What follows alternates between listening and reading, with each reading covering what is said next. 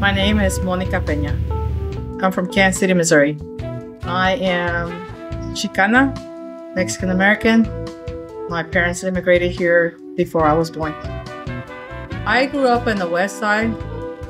That's where all my friends are. That's where my Chicano heart is at, and that's where I usually tend to gravitate to. West Side is my home.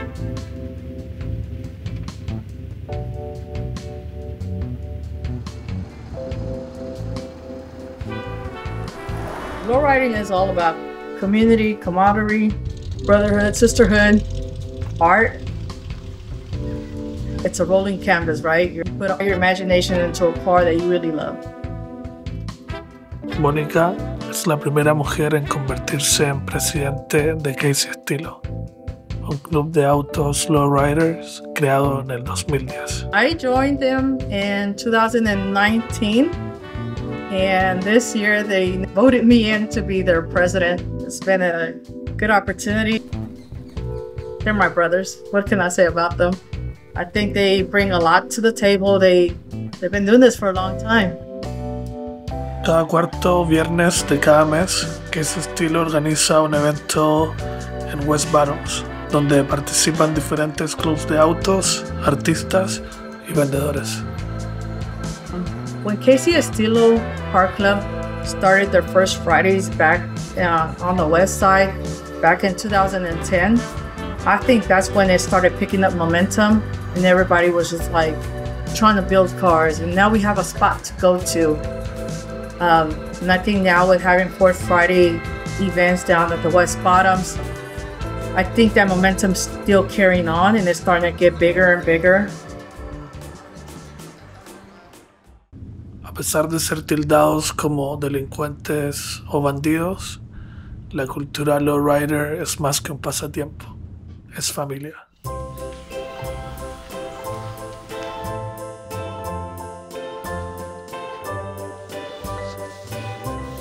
My dad is my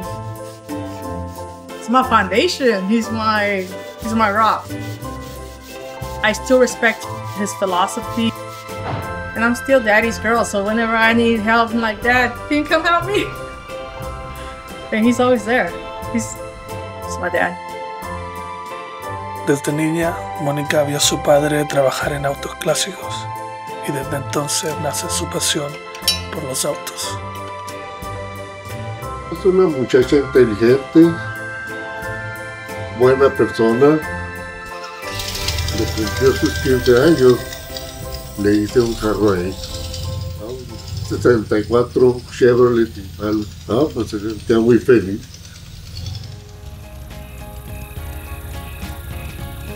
The only woman that I ever saw like work on cars would be my mom. She was doing the upholstery inside the cars, you know.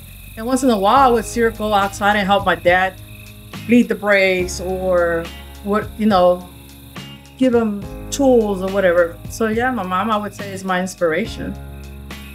Al igual que Mónica logra inspirarse en su madre, ella inspira a otras mujeres, como Liz González. Before Monica, I've never seen a female lowrider driver before. When I saw her, it really inspired me. So I feel like we're empowering each other to kind of build that sense of community and womanhood and kind of pushing everybody to create. Yeah. Porque cuando tratas de hacer bien las cosas y encuentras tu verdadero propósito, es ahí donde te puedes encontrar contigo mismo. y tal vez sin darte cuenta inspirar a otros.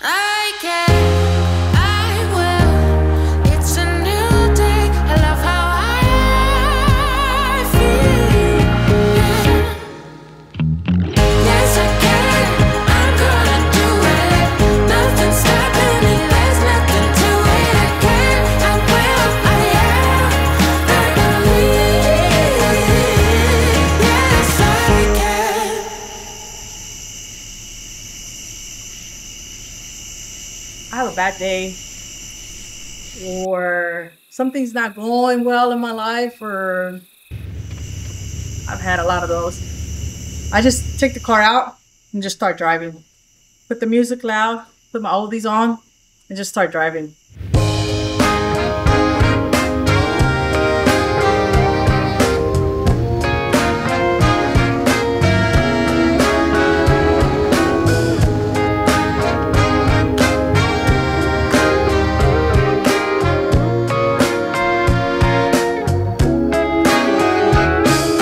Life, you just gotta take it one step in front of you. You can't look at the whole staircase. You just gotta put your foot in front of the next one and just live in the present, really.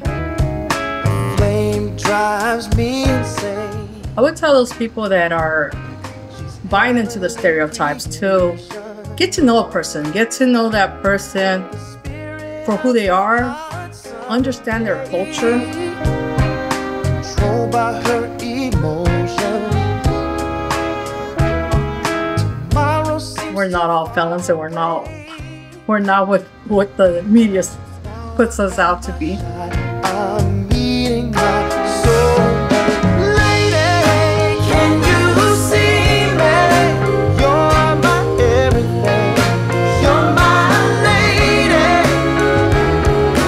Lady, can you feel me? I feel head over heels. You're my lady. I'm gonna do what I love. Lowriding is my passion, and I'm gonna still continue to do that.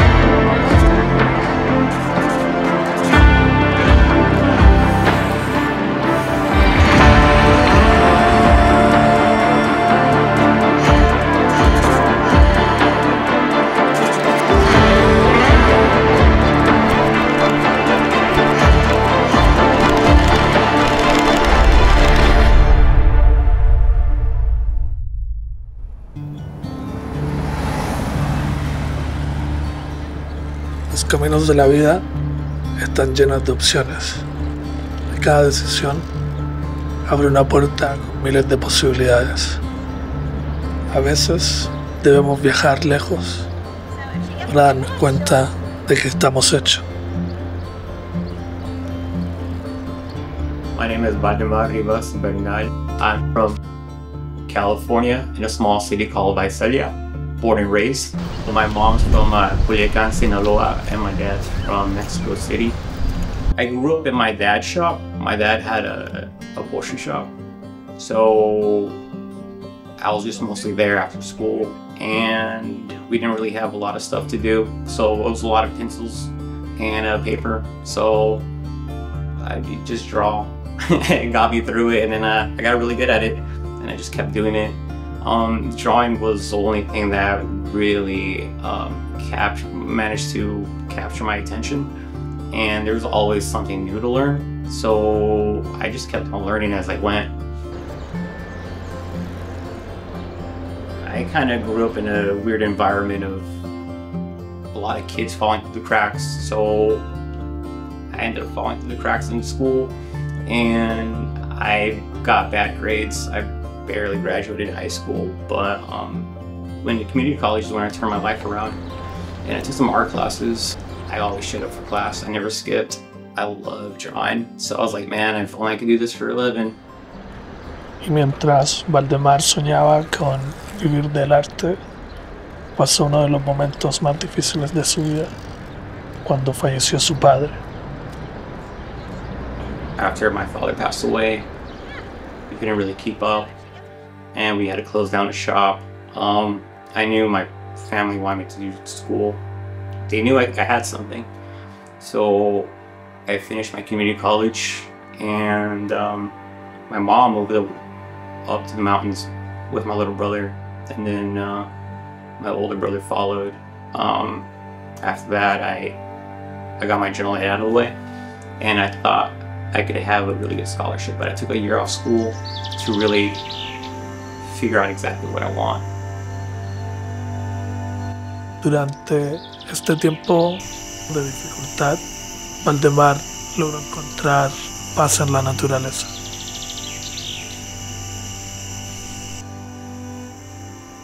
I had the clarity with nature. Visalia is really close to the Yosemite Mountains, so I just lived up in the mountains for a year, and that really helped me clear my mind. And I knew exactly what I wanted, so I committed to doing this and taking a scholarship and coming to Kansas City, and I'm not going to look back. Ser verdadero es ser sincero con uno mismo y aceptar quiénes somos. Aceptar cada momento de la vida con la frente en alto, sabiendo que hemos dado lo mejor de nosotros. Aunque a veces el dolor sea insoportable, hay algo dentro de nosotros que nos guía a salir adelante. Algo que no vemos, pero sentimos. Sometimes I feel it. I feel the energy of positivity. I know my family looks up to me and they want to support me. They really do keep me going, and that's a big motivator for me. That's a big reason why I'm doing this.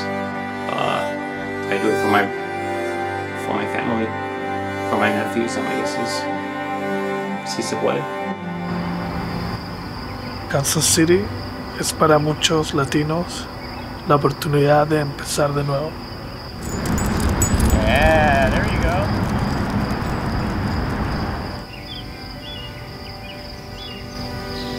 And I feel like moving here to Kansas City, it supports artists here, and there's such a nice community where I can find any type of illustration type of work if I look for it.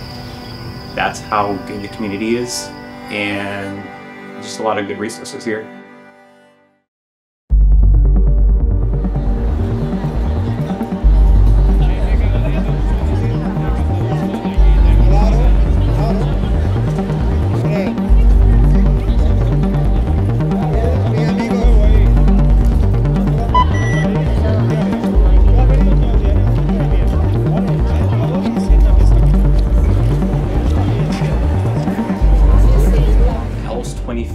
For the first time, I made my first comic book, and I was like, dude, this is what I want to do, and I never did it. And it's one of those things where, like, okay, I gotta start doing more comics. I gotta really start cranking them out and get better at it. So luckily, 2 years later, I got my first big comic book with Image Comics. So my first comic book is called Unearth. It's a horror comic based in Mexico. Yeah, that was really fun to do.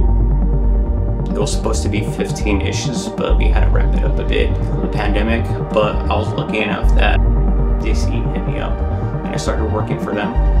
And I got my hands on Robins, and then they let me create an Elseworld called DC Mech. now I'm doing a Godzilla vs. Mighty Power Rangers.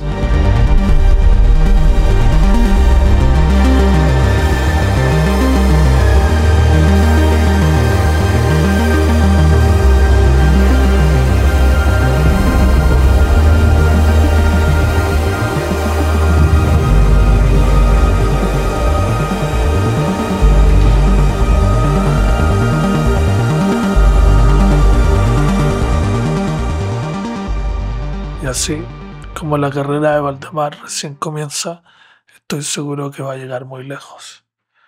Después de haberlo entrevistado y conocer más de su historia, estoy seguro que su padre estaría orgulloso de él. Didn't I make a promise that I'd get right? I'm just falling from a different height. Didn't I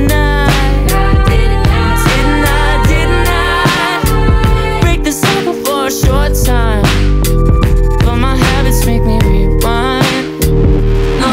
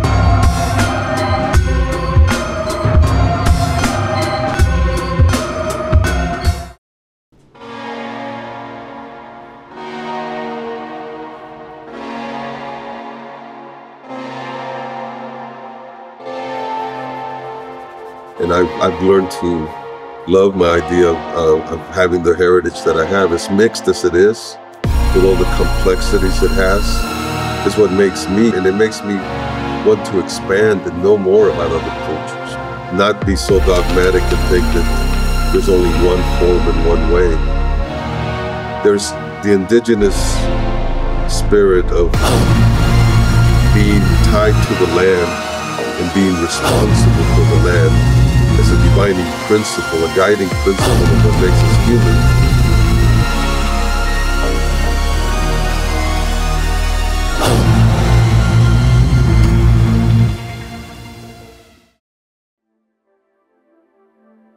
En Kansas City hay un artista, artífice de cientos de obras maestras, incluyendo murales y libros de poesía. Para muchos, un mentor. Y esta es parte de su historia. My name is Jose Faust, and I was born in Bucaramanga, Colombia, South America.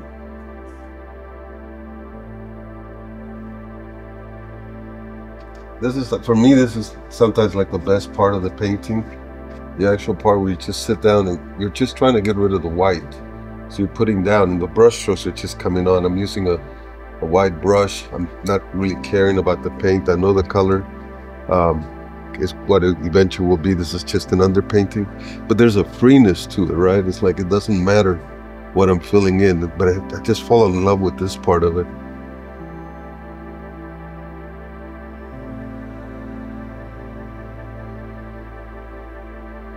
My first language was Spanish. But when we came here to this country, English became the one that I had to use the most, so I had to learn it. My mother didn't really speak Spanish at home. I think she wanted us to learn the language really well. So English became my language actually after that. José no solamente aprendió inglés, sino que se enamoró del idioma. Y Kansas City se transformó en su hogar. Pero aunque han pasado los años, nunca se ha olvidado de sus raíces en Colombia.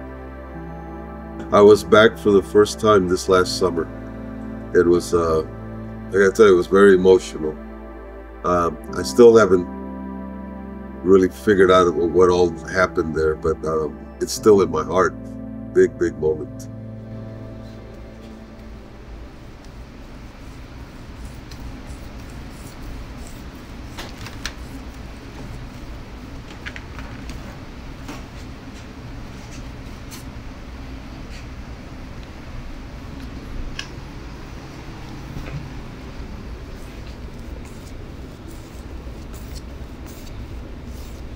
En un mundo de guerras y divisiones por religiones y diferentes maneras de ver la vida, el arte nos da esperanza a que podamos llegar a algún acuerdo.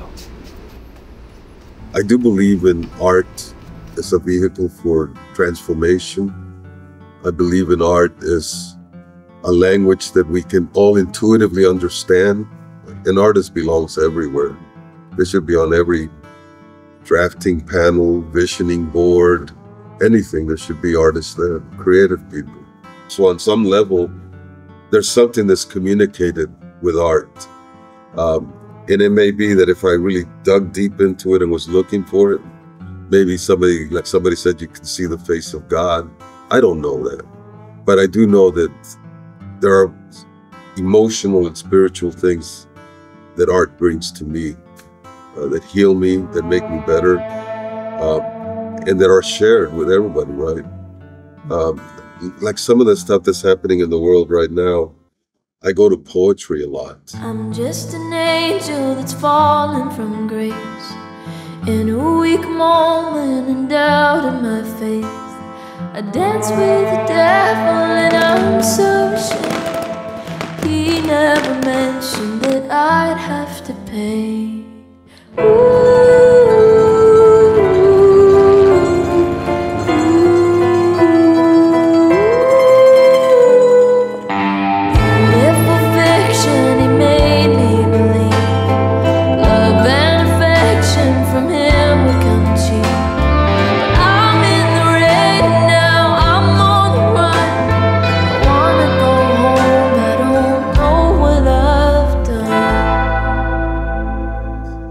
I find a lot of truth in poetry, a lot of meaning, a lot of beauty.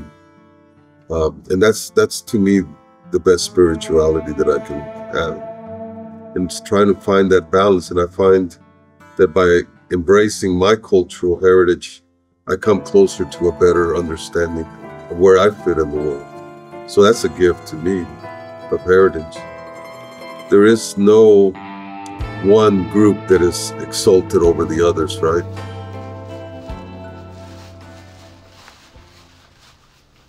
Al final de la entrevista, le pedí a José que improvisara algo. Y esto fue lo que pasó.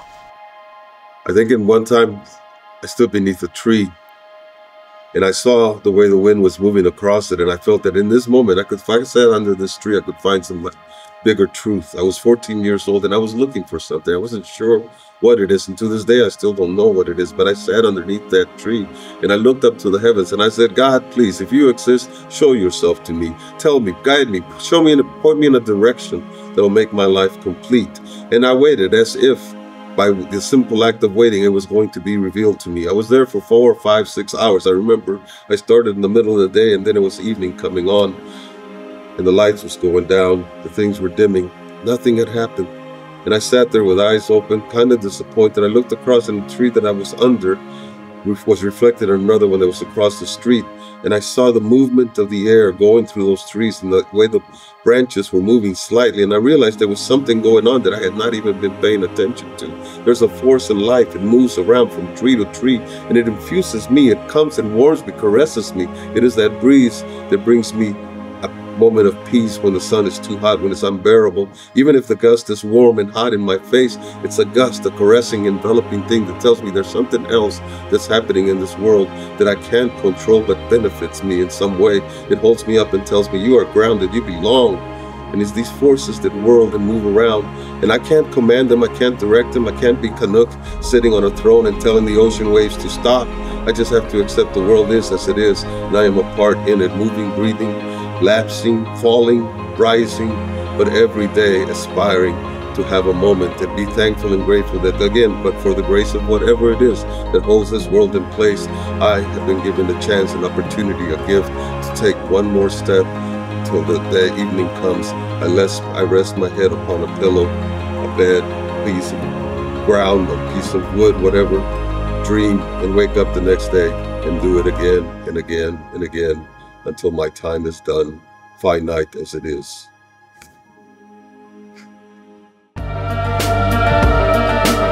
32 million. Now here are a few facts. Latinos live all over our beautiful country. And we talked about this being a huge demographic here. The Latino voice is really stronger. And it's growing. The American dream for many, for millions, is still alive. Is it? Countless numbers of people who have made it, are giving back. Come from outside of the U.S. You see very clear the American dream. You see very clear that there's an opportunity.